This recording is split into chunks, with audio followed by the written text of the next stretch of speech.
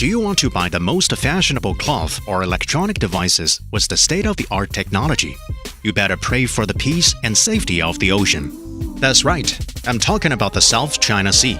It is located to the south of Chinese mainland as an important sea area linking the Pacific and the Indian Ocean. China was the first to discover and name the Nansha Island.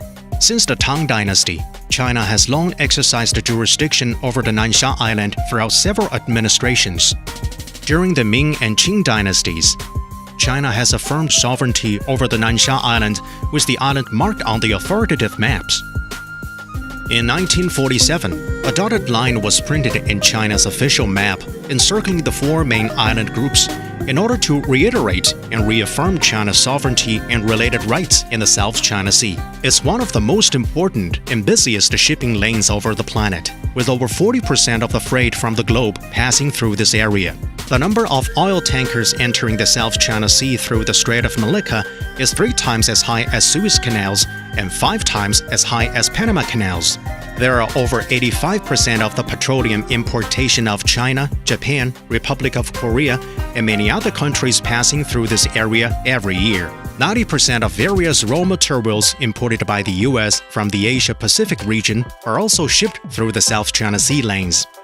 An old Chinese saying reads, "Harmony brings wealth," meaning the growth of business always comes along with a harmonious and healthy relationship between business pals. China has made various efforts in an attempt to better ensure the safety and freedom of the shipping route. Specifically, China constructed plenty of civil facilities and infrastructures on the South China Sea islands. China established the China-ASEAN Maritime Cooperation Fund, which has provided funding to more than over 40 projects so far. China proposed to establish the precautionary measures of marine risk management and control, as well as 2 hotlines. However, the United States, a powerful nation far away from this region, has been actively engaged in the South China Sea, backing the Philippines in the arbitration case, enhancing patrols near China's insular features, conducting reconnaissance in waters within China's jurisdiction. All these have escalated tension in this region. Although all the countries bordering South China Sea are developing countries, we firmly believe we're capable of protecting and maintaining the security and freedom of the South China Sea.